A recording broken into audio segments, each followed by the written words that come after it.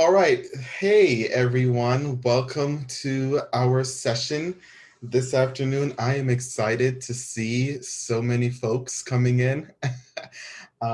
It's great. It's great. And so we really started this conversation, I would say, on Accept, where we were feeling a little bit overwhelmed and trying to figure out how do we navigate this virtual space and how do we bring our expertise into this arena where we are continuing to honor our students and where we are really trying to make sure that we are doing everything we can to, one, survive as adults working in this field, but also make sure that our students are feeling loved and feeling supported. And I am so grateful to my colleagues who responded to my call to say, hey, let's put something together and try and share best practices and share some conversations around how we are getting through and some of the tips and tricks that we've learned and how to really kind of frame us as we move towards the school year in this college counseling space. I do want to thank Marie and the folks from Accept for giving us this opportunity to share. This summer has been incredible. There have been so much PD that are happening over in the summertime and into the start of the school year, and so much virtual and free PD that I'm excited to be able to share this opportunity with you all. So just a few housekeeping before we get started. So one, please note that you all are muted, and we encourage you to stay muted throughout until we get to a point where we are asking for participation. Please note that if you have a question, you can put it directly in the chat box. We welcome all feedback and questions to go there. I will be monitoring the chat feature just to make sure that no information or no question gets missed. If you have any reactions or you need to raise your hand or anything, please do so. So we'll go ahead and get started. I'm checking the chat and I'm looking at the waiting room, so please pardon my stopness in my sentences. So I'm going to go ahead and turn it over to our professional, have them introduce themselves, and then go straight into the straight into their presentation. And then immediately after, we'll probably try and see a breakout room, see how we can do a breakout room for some cross-collaborative and some conversations amongst professionals, and then turn it over into Q&A. My estimated time here, we should be wrapping up around 7:40 thereabout. I do know we have one participant who has to leave early, so I want to make sure that we are honoring that time. And so we're going to go ahead and get started. So I'll turn it over to my colleague, Laura, who will start us off and then move to the next presenter. All right, Laura, are you ready, friend? I am. I have a quick question. Are we doing our small presentations and then passing it on, or are we doing a quick introduction to each of us first? I would do a quick introduction and then whip around back to the small presentation. Sounds perfect. Okay, so many of you have seen me. My name is Laura Kazan. I am the college advisor at an independent study charter school in California. I lead hybrid. We cover 5 counties. I have been virtual while I've been here. I've been virtual for a long time, so I'm here to just share my virtual knowledge. So I will pass it on to the next person. Thank you, Laura. Hi, everyone. My name is Carol Moreno, and I am a high school counselor at Animo Venice Charter High School. It's in Venice, California. I am also an admissions coach for the USC Bovard Scholars Program. Good evening, everybody. My name is Ann Morano. I'm the college-bound advisor at the Irma Lerma Rangel Young Women's Leadership School, the first all-girls public school in the state of Texas. Located in Dallas, we serve 560 young women in grades 6 through 12. And super happy to be here, still learning, #work in progress. Hey everybody, my name is Alicia Oglesby. I'm a high school counselor in Prince George's County, Maryland. And I'm excited to be here and share what I've learned and also hear some of your thoughts and contributions. I did not sign up to be a virtual counselor like many of you, and so I'm kind of learning on the fly, but I'm happy to share some programming and some ideas that have helped our students at Bishop McNamara High School. Hello, everyone. My name is Aaron Ray. I'm an Assistant Director of the Higher Education Opportunity Program at Skidmore College in Saratoga Springs, New York. And we successfully completed a virtual 5-week summer academic institute with students in 8 different time zones spanning 15 hours. So that is the crux of my experience with this virtual world. All right, thank you all. And I don't think I introduced myself. I am Sanjay Mitchell. I'm from Washington, D.C. I'm Thurgood Marshall Academy in Washington, D.C., and I'm going to turn it over to Laura. All right, go ahead, Laura. Thank you so much. If I run a little bit long, let me know. I like to talk. So as I am the official virtual person, they the panel decided that I would be the person that would be the best voice of calm, having been in the virtual world, sort of, this is what I do. I live virtually. So I thought a good way to be the voice of calm is to start by telling you all the things that can go wrong. So let me tell you all the things that have gone wrong for me, but bear with me because there's a reason I'm doing it. So here are all the things that have happened to me in the virtual world. I don't know if many of you are Windows persons, but I use Windows, and you probably know that it updates when it wants to. Like right before you have a workshop, your computer will shut down. That will happen. If you have a major webinar that you have planned, we plan our webinars clear out in advance. They are a group project, they are big, we bring people in, and 5 minutes before, that is when your gardener will come in with a leaf blower and decide to start gardening. And you will see a 50-year-old crazy person running outside yelling, "Stop, stop, please stop." And then you run back in before it's your slide. Yeah, that happened. If you have a doorbell, do I need to say more than if you have a doorbell? But if you have a doorbell and a dog, there is nothing like talking to a family when your doorbell rings and your dog goes crazy and you can't get your dog to stop and you can't get the person to stop at the door to talk. So I have a dog, and yesterday my dog had 3 moments of interruption. If I try to lock my dog out, he throws himself against the door. I can't avoid my dog. It's constant. Oh my gosh, Tuesdays is street sweeping. And if you forget to move your car, there's nothing you can do because you just have to look into the eyes of the people that you're working with and subtract the amount of money from the ticket from your grocery bill silently because there's nothing you can do. I have a kid. He wants my attention. He wants pizza while I'm working. He interrupts me. He's 18. He doesn't need to interrupt me. Toddlers, they're okay, not 18-year-olds. Someone will turn on the microwave. Someone will start the washing machine. Something always goes wrong. It always goes wrong. And one of the things that you learn in this virtual world, in this virtual life, is that it's not just you. Something goes wrong for everybody. And I spent a lot of my time looking through the computer and seeing things go wrong on the other side. My coworker's husband showed up with a laundry basket and no shirt. That was really uncomfortable. She was kind of embarrassed. It wasn't me, but it was her. My boss has a habit of accidentally logging herself out of the chat whenever we are having a meeting because she keeps closing her tab. But even moving on, my families that I work with, I tend to work with families because we're a homeschool style.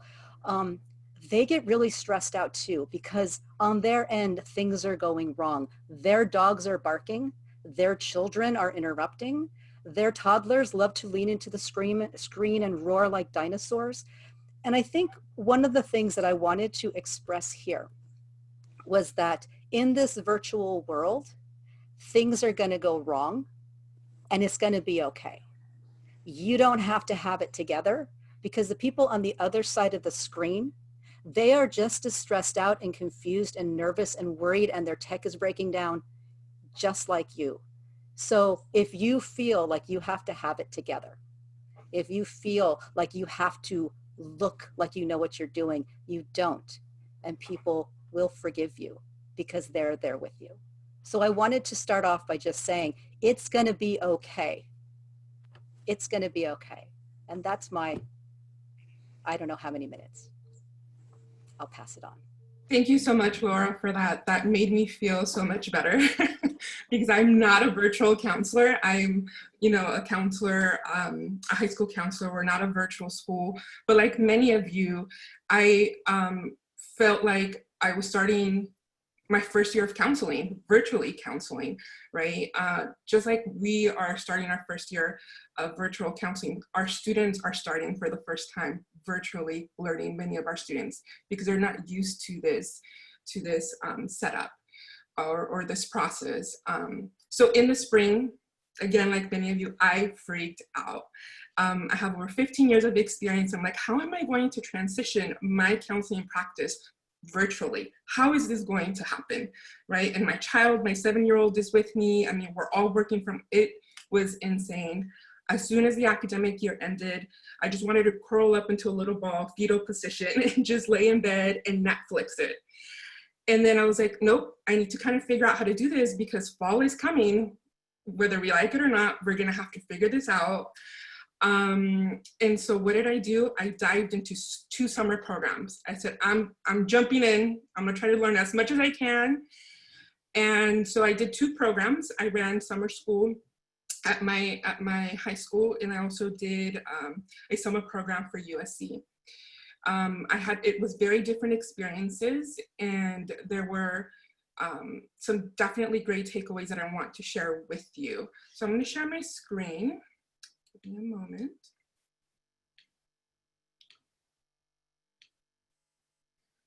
So just like Laura said, we're learning. Some things are going to work out great. Some things may not. It is okay. It is completely okay. Nobody's perfect. So we're still trying to figure this out. Okay. And my computer just froze. Exhibit A. There we go, yay. Okay, so like many of you, you were probably dabbling in so many of your Facebook groups, YouTube channels, how to do this, how to do that. I am completely overwhelmed by so much information that's out there. Trying to figure out, okay, what's a good fit for me, but not just for me, also for my students, so that I am able to still access them the way that I was able to access them when we were on campus. So I landed on these 5. I'm pretty sure you've heard of these: Google Classroom, Bitmoji. There may be some eye rolls for Bitmoji, but please bear with me. Google Form, Calendly, and Zoom. I had to pick. I couldn't sit there and try to figure out all these different apps or processes. It was just super overwhelming. So these are the 5 tools that I'm going to talk to you about and how I'm using them in my practice now. And then the 3 takeaways that I feel are important as I did the summer program and as I'm working with my students, which is managing expectations from the beginning, the structure and organization of your program, and then collaboration. Okay. So my first key takeaway is managing expectations.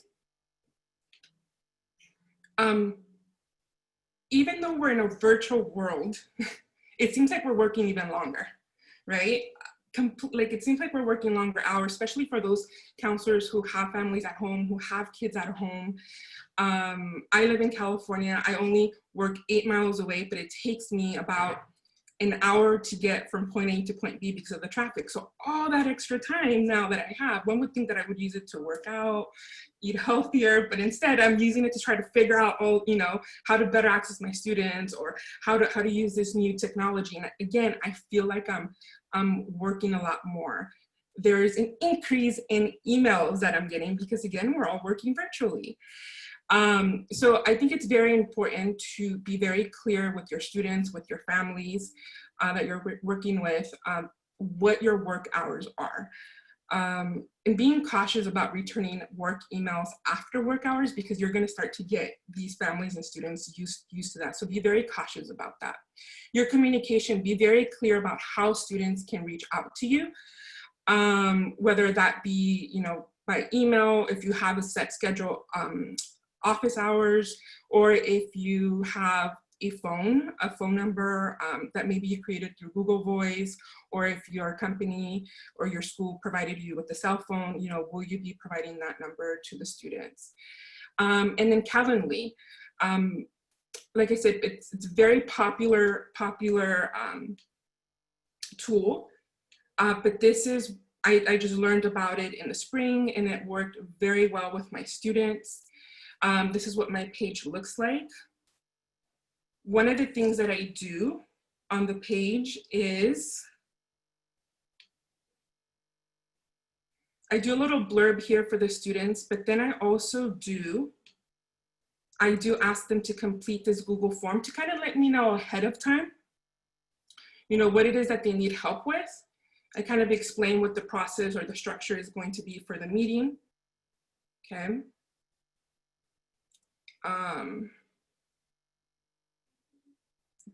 Obviously we need this information here, what grade they're in, their email address, their first and last name, their 5-digit ID number, so that I can log in very easily through a spreadsheet, log in and start documenting that I've reached out to the student, their cell phone number, who their advisors are. At our school, we have advisors.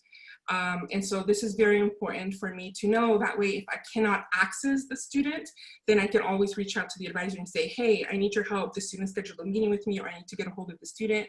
You know, so it's like another person that can help me access the student. And then reason for appointment, and then description, okay? This is also super helpful for me, especially when I meet with admin, and I'm able to let them know, like, listen, 30% of the students that I'm meeting with are having issues with this, you know, topic A or topic B, whatever that may be. So it's really great also to collect data.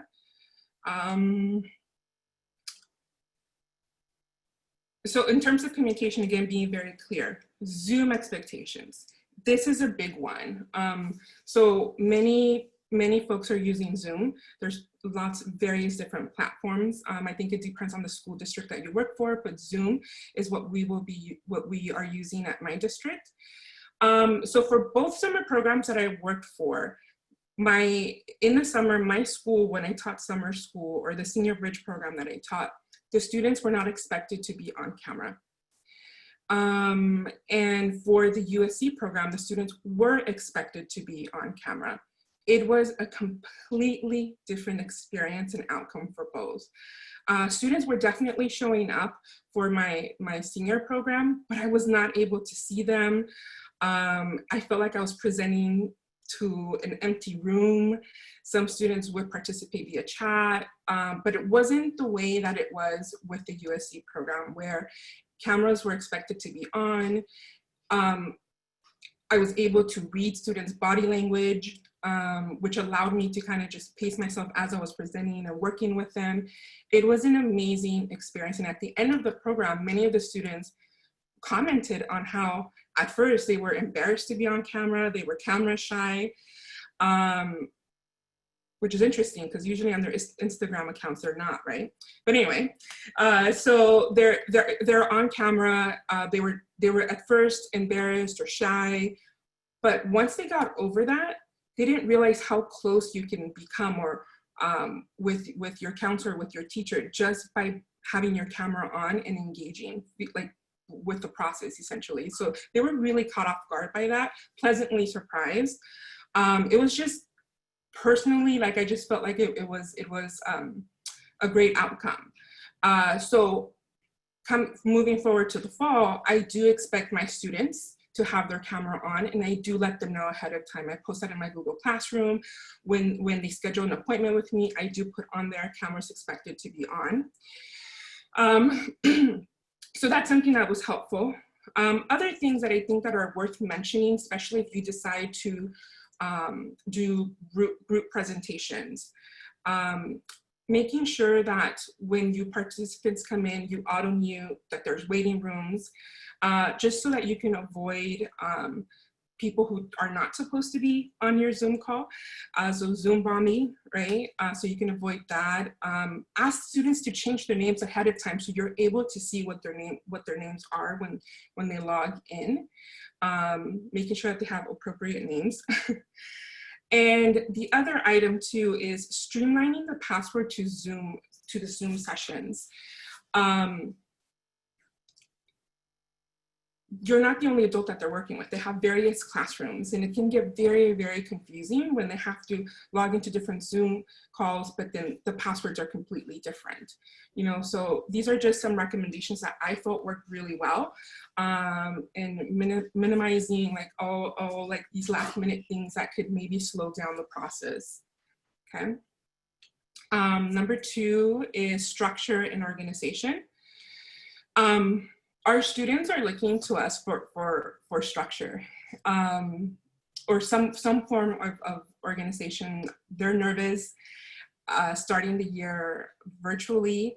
And so any type of structure organization that we can provide is going to be super helpful for them to be engaged in the program, in whether it's your counseling program, whether it's a presentation that you're doing.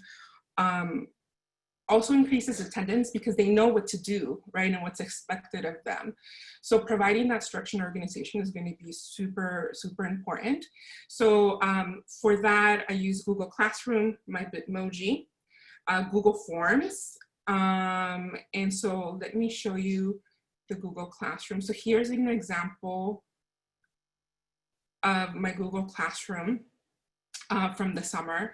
So you're able to kind of just post, you know, daily announcements, assignments on it, and then students can then click on the different topics, and you're able to access different documents as well. So like office hours, right? Students knew that they could come here to schedule appointments with me. Okay, I'm running out of time, so let me try to go through this as quickly as possible. Bitmoji. So the Google Classroom is great to host all of this information in. I would definitely recommend adding your administrators to it, your office staff, especially when parents call the main office and they want information about you know, anything counseling related. That's a good place or a good hub for you to save all of your items. Yeah, so, and then also adding your teachers. So for example, I'm the 10th and 12th grade teacher, 10th and 12th grade counselor. So all the 10th and 12th grade teachers are part of my Google Classroom. So they're able to also see all of my announcements, and they're able to support me and continue to announce that in their classrooms as well. So it's a really great place for you to host all of your information and for you to be able to communicate with students on a daily basis. And then we have this Bitmoji that has live links on it. So for example, here's another place where students can click and schedule an appointment with me. So it's very interactive. And I use this for a couple of reasons. One, visually, like it's easier for students to kind of see and be able to click on things. And so it increases the chances of them kind of accessing these items. The other reason is, especially if teachers are presenting in their classroom or they have like a Google page for their classroom, they can easily add counselor information and either include my Google code or include my link to my Bitmoji where students can easily access this information. Okay. And then finally, Google Forms I use for everything to gather any data. Here's my student schedule change request. I think now after looking at this, I would go back and add some things, but last name, first name, student ID number, their email address, phone number, and then again, their advisor. So whenever I would change the student's email, I would change the student's schedule, I would email the student and then copy their advisor so they knew that the student's schedule was changed. What grade the student is in, the counselor, please indicate which classes you want to drop and add, and then provide the reason why. This is super important. The one thing that I would go back and change is add a parent component to this, because now after we're done doing schedulings, parents are now starting schedule changes. Parents are now starting to come back and say, hey, I didn't realize that my child dropped this class. Can you please add them back to this class? So I would add a parent component to this, okay? And then, again, from a student perspective, just trying to provide information that it's easy for them to digest and follow. as I went back to school, like many of the stuff that was provided to teachers and counselors, it was great for a counselor perspective or from a teacher perspective, but for students to digest this information, it was a little bit hard for them to kind of follow, like, what is the distance learning schedule going to look like? So just creating things like this, and I'm going to give you access to all of these documents.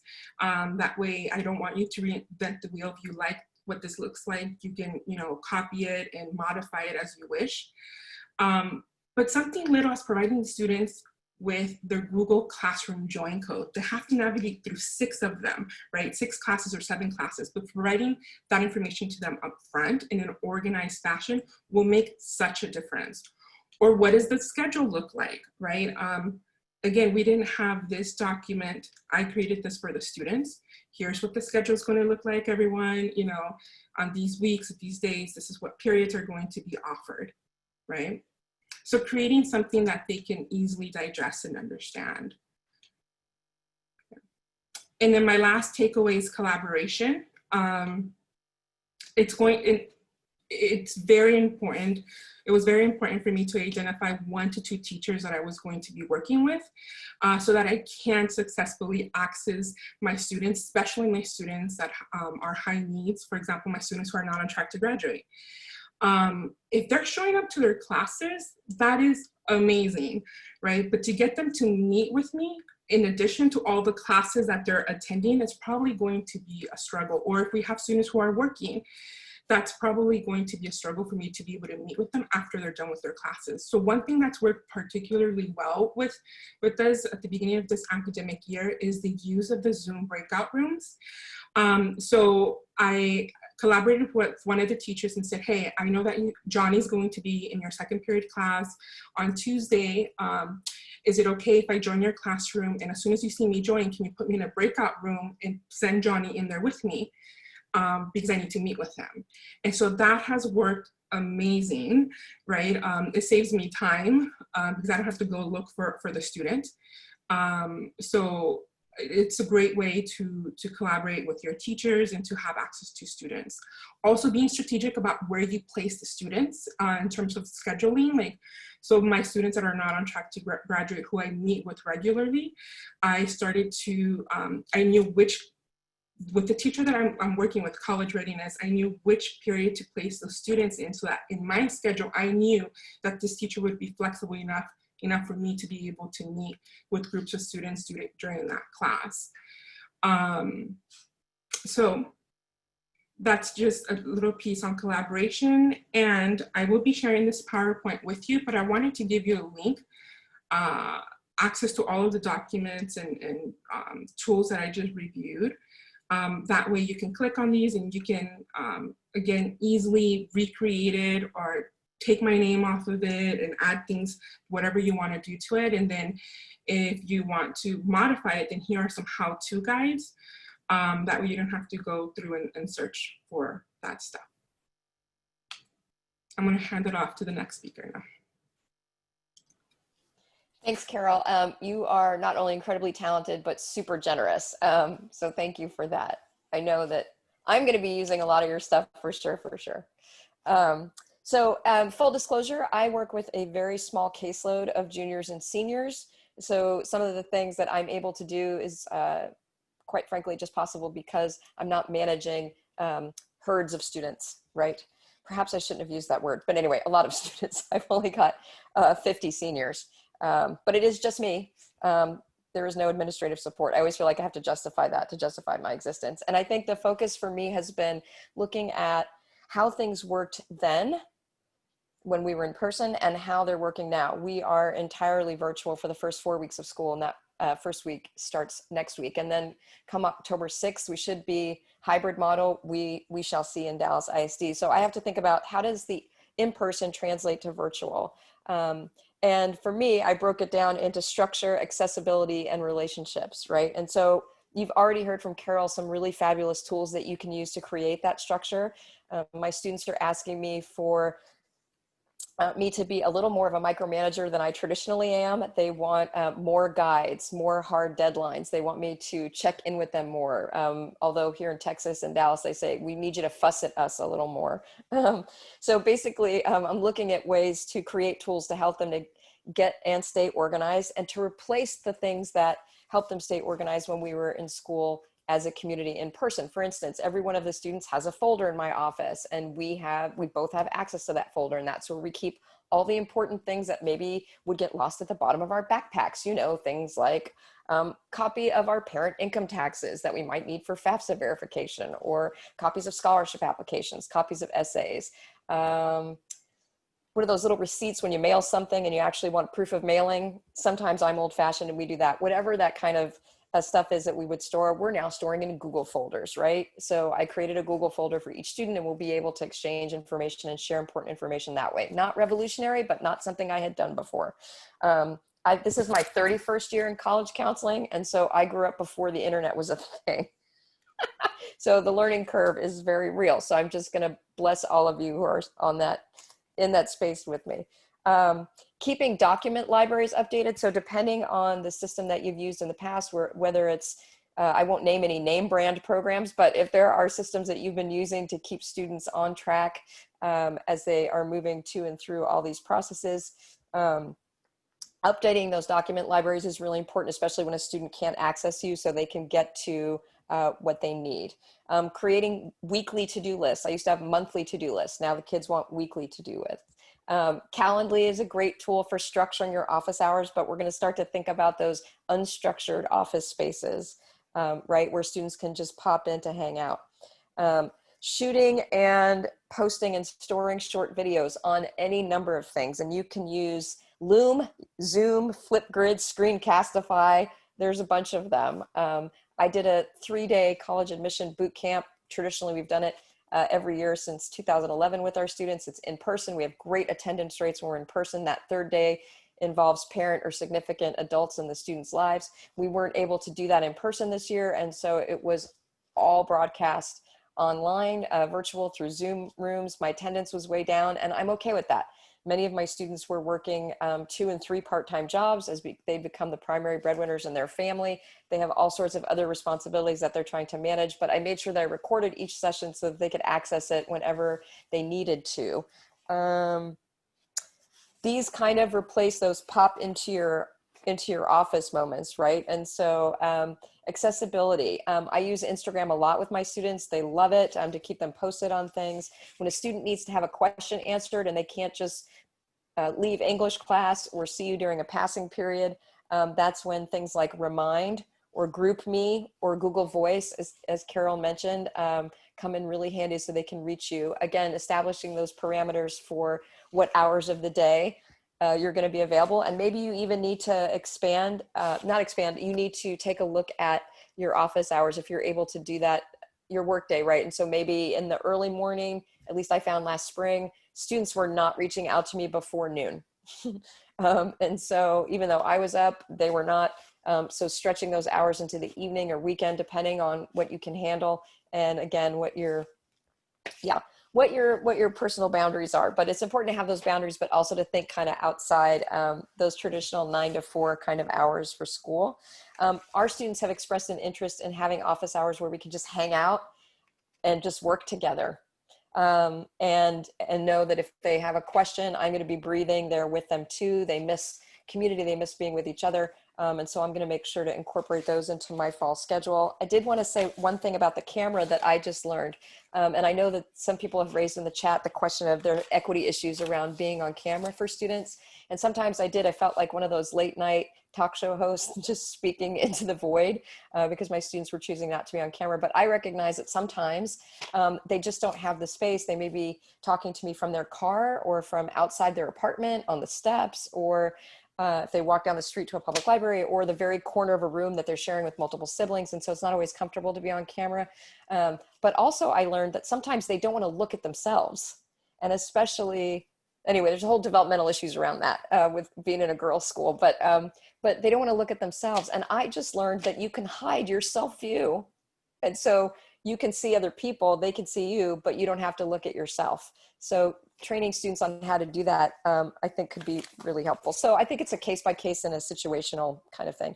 I've recruited class captains to help me organize the seniors into small groups. We'll be meeting during our regular advisory time, but I'm reaching out to leaders in the class, and not always the frequent flyers, but sometimes the frequent or high flyers, you know, those students that just seem to have a lot of time on their hands and want to be helpful, to serve as captains or coaches, to mentor in a way other students that might have trouble connecting or may feel a little less engaged.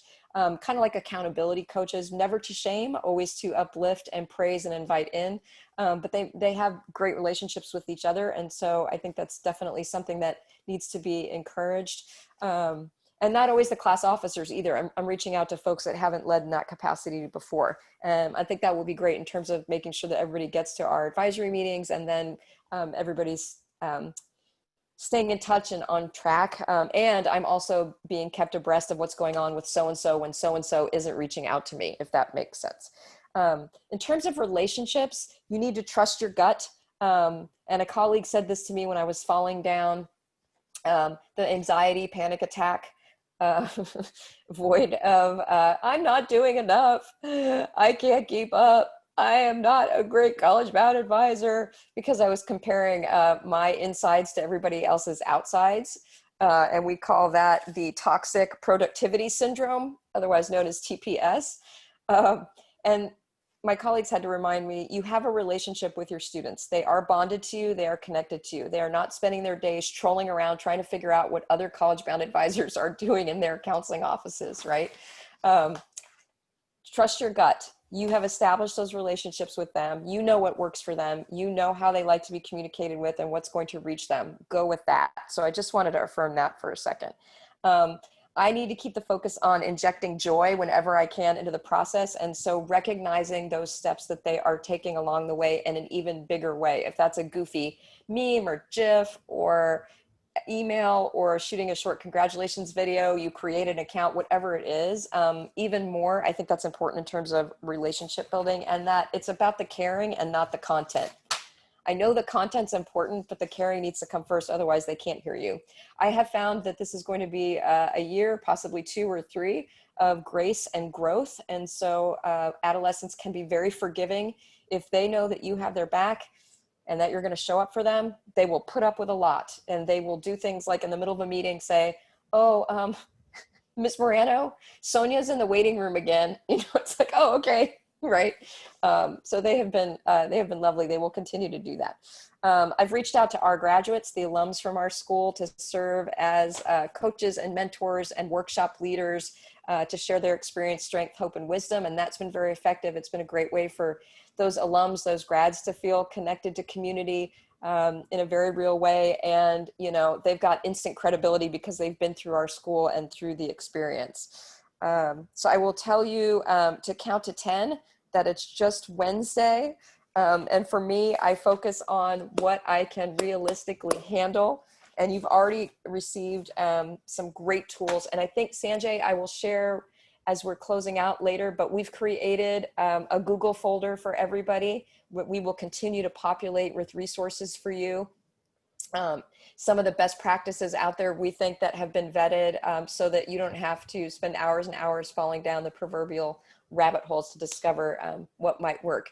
And with that, I will turn it over to Alicia. Thank you, Anne.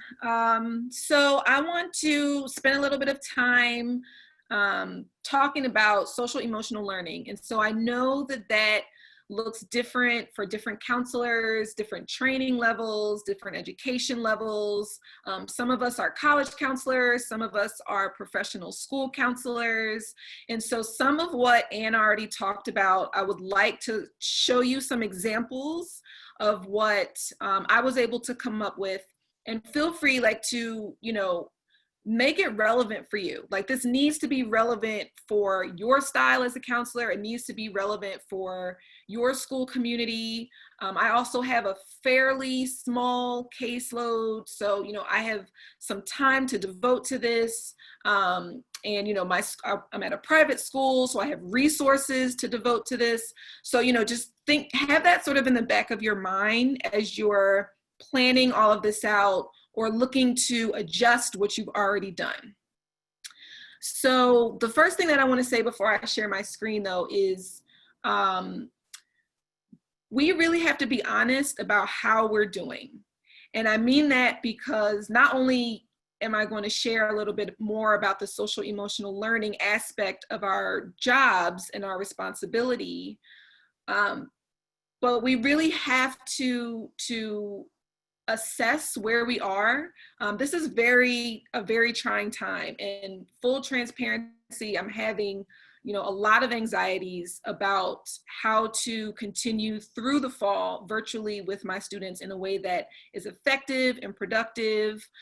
My calendar behind my laptop in my office is still on March. So, like, as far as I'm concerned, it's kind of still March, and I'm still very much in that headspace. And so I'm gradually working on myself at the same time that I'm putting forth all of these resources and information. And I think it's important to be honest about that, because it helps you frame how you're approaching this work and how your work sort of shows up for students. Okay, so if you're feeling a mess, your work might kind of be a mess. And that might be okay for right now, but it's important to be honest about that and recognize that. So I'm going to share some examples of what has been helpful for us. I know Anne mentioned document library. I like that term. I haven't used that term, but it pretty much clearly describes some of the information that we put together. So this is our application packet, admissions packet, whatever, it doesn't matter. You can call it a fancy fun name. I just slapped our logo on there and just made a list of stuff. So we sent this out in May because we weren't able to, our schools, the school shut down mid-March, and we usually go into 11th grade classrooms March, April to get this thing started. And so we weren't able to do that. And so essentially everything that we would have taught our students or shared with our students, we pretty much put in this format. So we included videos, right? Those short videos, clips. Don't make the videos too long. Parents are really super excited about this. Parents love the checklist. Students, not so much, but it at least gave them kind of a framework to organize. In multiple places, we're a SCORE school, so we use SCORE, we don't use Naviance anymore, but we always include multiple links for some of the same things, so that they don't have to go searching around for it too much. This has also been helpful when students email me, right? Because students will still email me and say, Ms. Oglesby, how do I start my personal statement? I'm like, okay, well, let's see. And so I can copy and paste this, and I can send it, and I can say, hey, let's schedule a meeting to talk, or this is going to be the time that, I'm going to be in your senior free period. But it also is just, a place where I can jump right in, copy and paste. This is how you send a letter. Students will email, I don't know how to send my teacher a recommendation letter. Copy and paste, shoot it right back in the email. So it makes it more of a resource for my counselors as well. So that's this. Make sure you include your fun facts for the Common App, the questions that you get from 3 or 4 different students at different times throughout the day. Your stats once they're ready. Post them, make them accessible for the students to just be able to go in and grab. I have this information multiple places for our students. We have a program that we use for our schedules and transcript. And so permissions, we changed our permissions because it wasn't feasible for us to have so much control over the process like we would have last year. So we changed our permissions in SCORE, we changed our permissions in some of the student support systems where students can access unofficial transcripts, they can access, you know, all sorts of things that they weren't necessarily able to before. We have a large student athlete population at our school, so we include that information in many different places. And then of course the events that we're getting in our inboxes every 5 minutes, which is great because usually, you know, we kind of think of certain students to maybe make sure that they just put it all in there, refer students to it. That collaborative part about working with the principal, the deans, the teachers, the English teachers, like, you know, did you guys look at your college application packet? Ms. Oglesby put it in your email Sunday night, make sure you check it out. So that's helpful as well. So our students are experiencing a lot. We're experiencing a lot. Social justice movements, police brutality, global pandemic, like it's a lot. It's a lot. It's a lot on their minds. So we created a faculty-facing Google site. We're a Google education school. And so we use Google for pretty much everything, the Google suite for everything. If you're a Google education school, then this is a super intuitive site building platform where you can create a site for anything, really. We felt this would be helpful for our teachers because our teachers have very close relationships with our students. And so I did a little bit of research for trauma-informed social emotional learning. It certainly comes up during our meetings for their recommendation letters. I'm constantly reiterating to faculty the 4 elements of trauma-informed learning that I think are really important: predictability, flexibility, connection, and empowerment. And so counseling often, you know, focuses a lot on that connection and empowerment piece. So that's really important. And then I kind of just broke down each aspect. Like I didn't do a whole lot with this. I just gave them like a quick snapshot of what these things mean. And then we talk more about it in our professional development. Educator self-care. I'm a professional high school counselor. So all aspects of school counseling are in my purview. So educator self-care, you know, I regularly speak with teachers about how they're doing, more so these days than, you know, previously. So I created links for that too, to be able to just point people to some resources that they might find helpful. Now you can do this student facing, you can do this parent facing, right? Like my parents are sitting on the other side of our students' laptops, like, you know, Ms. Smith, I can hear you asking questions. Just come on, have a seat, like ask me what the questions are, you know, so our parents are more involved in this process as well. They can hear our sessions when we're talking to students and they have questions. So you can certainly make that for them as well. And then the last piece I want to share, this is our website. So we have a fantastic IT tech team at my school. Every school doesn't have that, right? And so just trying to figure out a way that is going to make sense for your school community. Yes, I bit the Bitmoji bug. Okay, I did it. I'm not ashamed. It is what it is. This is how I decided one way of making this a little bit more fun for some of my students. But you know, there are accessibility issues in terms of vision and things like that. So I included all the links that are also available within the classroom. So we just have the general page, and you know, some of these are connected to websites. There's like a radio broadcast thing that I have, resources for all of my students. So the students kind of like, oh, this is cool. Once I show it to them, you know, they think it's a good thing. Social emotional, you know, anxiety, I'm feeling depressed, I'm overwhelmed, I'm stressed. If students kind of just want to take a glance at certain things, but then there's also the ability for them to email us if they want to email us. Credit checks, we have our students doing their own credit checks now. It's just been too difficult for us to meet with students and go over that with them and sit with them. So your credit check, make sure you got enough credits to graduate, and then the college counseling piece that also has links. So I think, those are some of the most important parts that I can think of. We certainly have, so I'm running a club. I usually don't sponsor clubs. This year I'm sponsoring a club because I need to have more contact with students and facilitate that more with them. Our students also have free period. A lot of students, 11th and 12th grade, they have a free period. So I can set up more appointments with them there. We can have shared workspaces where we're both just logged in and we're working on things together, and they can ask me questions as they come up. I've had that with a group of about 12 or 13 students throughout the day. So it's really just figuring it out and kind of just, going with the flow and being flexible as possible and just trying to make it work as the school year moves on.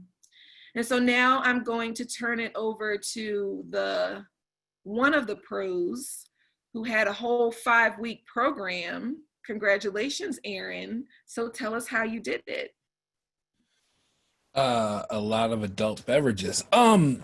So yeah, as Alicia mentioned, we run a 5-week summer program, and our program has students from New York, but also students from all around the country, all around the world. It's an intensive program. Typically when we're in person, they're in class from 8 o'clock in the morning till 5 o'clock in the afternoon, and then they're in tutoring from 6 to 9 p.m. Can't do that on Zoom, so we had to change it up. And so what I really took away from doing a 5-week online summer program is no matter how well you plan, no matter how organized you are, no matter how much thoughtfulness you put into it, things are going to go wrong. And it's okay. And if you own that and you accept that, you'll make it through with a smile on your face. I also learned that students are not as tech savvy as we all think they are. They're not. They're TikTok savvy, they're Instagram savvy, but when it comes to using learning management systems and online platforms, it's going to take some time. So you have to be prepared to repeat yourself, and to repeat yourself often, and to re-explain things, and to share information in different ways and on different platforms. Also, even if you're in the same time zone as students, asynchronous programming probably will be one of your best friends, because again, no matter how much advance notice you give students, even if they RSVP, something is going to likely happen. Familial responsibilities, illness, God forbid, death in the family. So putting together programming that students can and their families can access and consume when it's convenient for them will probably save you and them headaches. A great platform to do that is a website called CrowdPur, and I'll put it in the chat when I'm done speaking. It's an online trivia program that's really easy and intuitive to use. It has a lot of features, but what it does is people can participate in the trivia over a period of like 48 hours, however long you want it to be. So students don't have to be in the room with you participating in trivia. And so if you had a guest speaker from a college come and speak, and you want to make sure students took some things away, put together a little quiz for them, they take it within 48 hours or whatnot, and you're able to check to see what information they were taking in and maybe what information needs to be followed up on. Students are craving a sense of community now more than ever before, especially if they're continuing on virtually or in a hybrid program. But let's be honest, walking around school with a mask on, it's really hard to be social.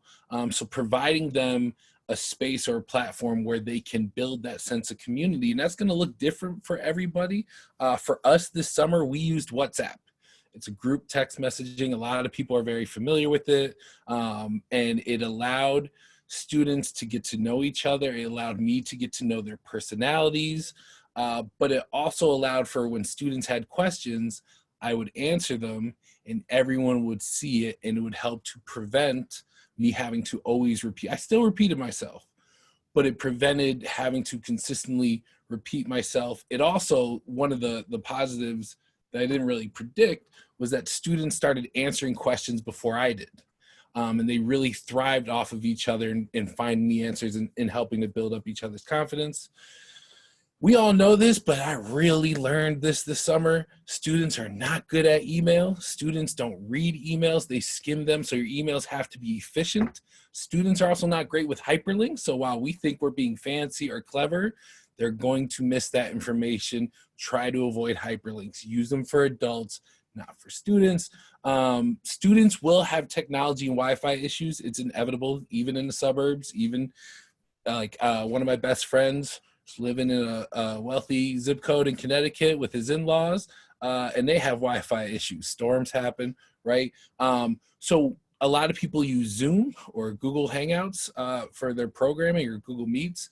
It usually provides a phone number. If you send out the full invite, that allows those students who are having those technology difficulties to still be able to access the meeting. A lot of us take it for granted. I used to just send the Zoom link, and then this summer I had students in the Adirondacks who did not have great Wi-Fi, so being able to call in was a game changer for him. Finally, I'll say it's easier to start the year or your program more strict, more demanding, setting higher expectations, and then kind of easing up than it is starting easier and then becoming much more raising your expectations. It's students remember the tone that you set at the beginning, and that's not just from this summer, it's from 5 years of doing summer programs at Skidmore. If you start off on the softer edge, now it's a pandemic, right? So within reason, we still have to be sensitive to the fact that the world is still on fire. So but holding students to a standard from the beginning will set the tone and will likely make your life a little bit easier at the end. And I'll pass it to Sanjay. Wow, such incredible resources. Thank you, Carol, Laura, Alicia, Aaron, and Ann. Thank you all so much for sharing those resources. I want us to communicate with each other. So I'm going to try and put us in breakout rooms. But before I do, I want to make sure that we get a chance and that our audience members get a chance to ask any burning questions that are bubbling up around how to do any of this or how to access these resources. As a reminder, the resources will be available in the Accept resource folder.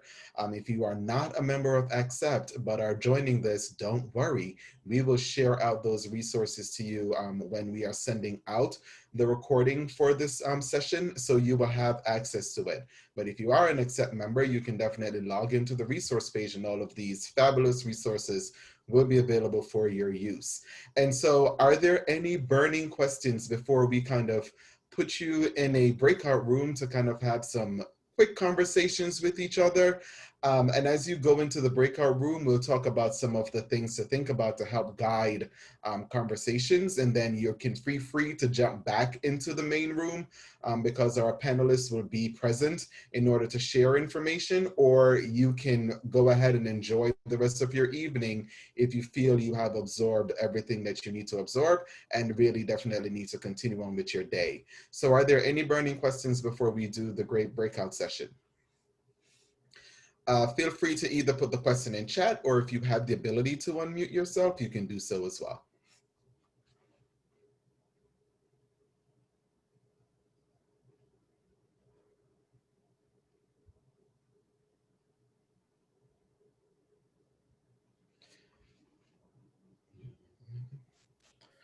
All right, go ahead. Hi, this is Natalie. Natalie. So I have a question. It's not the first time that I've seen those Bitmoji scenes and so forth. And, I have it on my list of to-dos. Is anybody up for doing like a little work session on creating Bitmojis? Because then I feel like I would be more motivated, but also we could all get it done as opposed to putting it on my 100 to-do list. Just let me know. I just love those. That is a wonderful question. I don't know anything about this Bitmoji. I've been told that my Bitmoji does not look anything like me because I think that I'm slender with no glasses. But you know, whatevs. But I know Alicia works with Bitmoji and some other folks too. So if you are open to supporting that, I definitely think that's a great idea. Thank you, Natalie.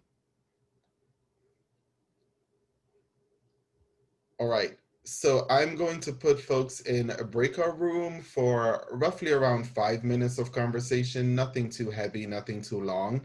Just want to really think about some of the conversations and some of the resources that were shared today and how those resources can be implemented in your school. Want to really think about the equity lens, looking definitely at equity in terms of how these resources are distributed amongst your in your community and how they are distributed in your school, and just make sure that we are keeping that in mind, and also really thinking about what are some of the best practices that we know and tried and true are best practices that we can improve upon from what we've learned today. So heading into breakout rooms in 5, 4, 3, 2, breakout.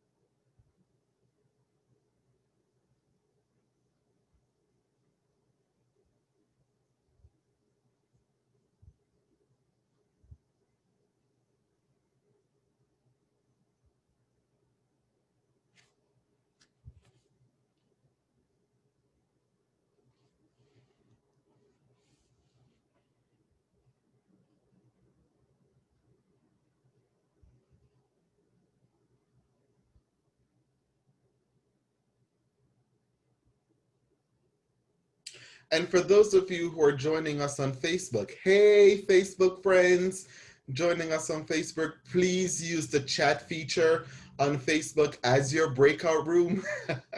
I want to make sure that you all are engaged as well. So if you are on the Facebook screen, you can go ahead and use the chat feature on Facebook as a way to have conversations with folks who are joining us remotely in a remote space. Kind of strange. So yeah, definitely use that space to kind of have engaging conversations as well. And we should be heading back into the main room in a few minutes.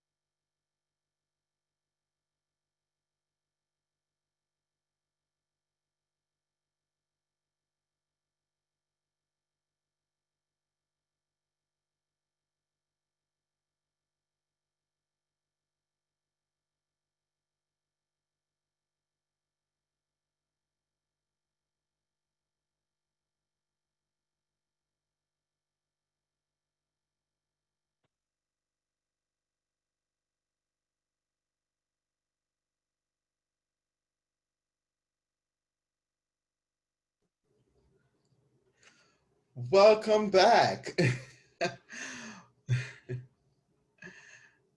Welcome back, friends. Welcome back. I hope I did not interrupt any conversations that we're having.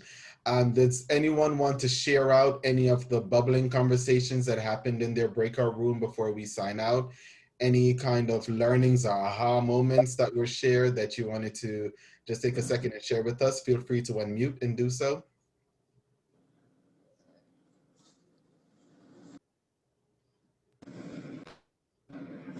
So I was looking for a job as a college counselor now that my school's going under, but but so I was networking, man. That it's all about that, yeah. But also I was just saying that it was really interesting because this summer I did a virtual college counseling boot camp at UCLA, which is usually on campus at UCLA and or Berkeley. And just the opportunity to do networking with students from all over the world, but also faculty members at colleges and admission folks who are doing really different kinds of reaching out because they're not doing school visits necessarily. You know, some of them are very, very willing to talk on the phone or you know, or doing Zoom or whatever. And same with students and tour guides. And so there's been this, and you know, particularly around the access and equity issue. I mean, that's you know, kind of balance the scales a little bit in some ways if they have access to the internet. That's been a great thing. Just as I said, the opportunity to you know, connect with folks that you might not be able to reach out to under other more normal circumstances. Thank you, Sarah. Anyone else?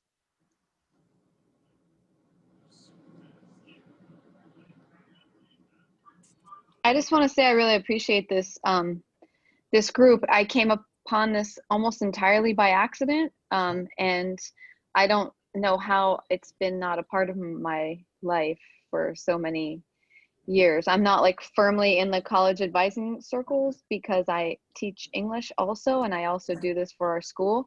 And so I try to go to as many things as possible. And this was great. Thank you all so much. Thank you, and glad you were able to join us. Lonnie? Lene, yeah. Lene, okay, I'm sorry about that. Lene. That's fine. Thank you. Anyone else?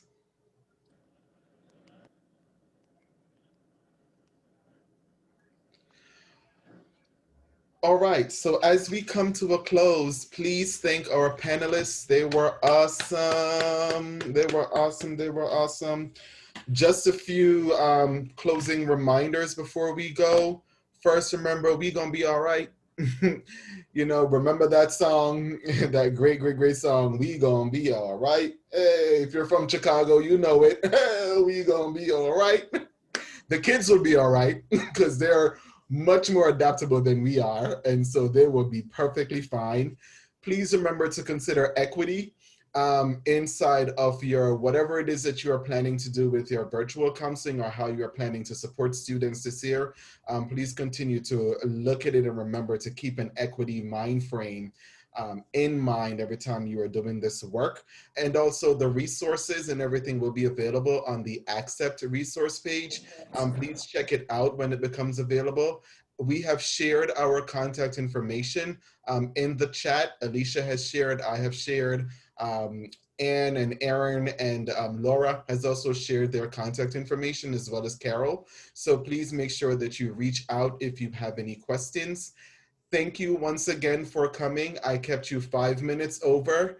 I apologize. I try to make sure I honor folks' time because I know that time is our most precious commodity during this busy, uncertain time that we're in. So thank you all. Have a wonderful evening. The presenters will stick around for maybe a few seconds if you have questions. And if not, then please continue to stay safe. Our friends on Facebook, thank you for joining us. I hope you had great conversations in the chat. I'm looking forward to going there and seeing what happened in your breakout room via Facebook. And so again, thank you all for coming. Good night. God bless. Be safe. Thank you. Good night. Thank you. Good night. Thank you. Good night, everyone. Good night. Thank you. Sanjay, where will we be able to find that accept resource page folder? I'm not on Facebook, and so I'm hoping it's not. Okay. Okay, so great question. So I will check with Marie to see how we can share. If you Okay. register for the event, I'm sure we can probably create a separate link that can just share all the resources with registrants. And Okay. so that way you can get it directly in your email, even if you're not in the Accept group. Okay. Because there was like so many different programs that were mentioned today, and I want to keep track of. There were a lot, and There's a Anne lot. had a great resource, and I want to make sure that folks grab her resource as well. So yeah, so you'll definitely I'll talk to Marie, who is kind of like the person who gave us. Yeah, Marie. I work at the school Marie used to work at, so we've met. Oh, so you work with my buddy Steve? No, at not before that, at Bishop's. Oh, At Bishop's. okay, Ah. okay. I thought you meant Steve. at Who doesn't love them some Steve Stout? Am I right? Yes, Steve Stout. Yes, I'm waiting for him to give me some wine recommendations because he's very good with that. He's the best. I've heard he's the man that has them. So yes, he does. That's hilarious. Laura, thank you. You were wonderful. Thank you guys. Bye, everyone. Yes, bye, Marcia. Bye. All right. Bye, everyone. Thank you so much. And I'm going to log us out. Let's stop live streaming. I think we are all set. Sounds great. All right. Hey, guys, you all were wonderful. Thank you so much. Should we stop the recording? I'm stopping the recording because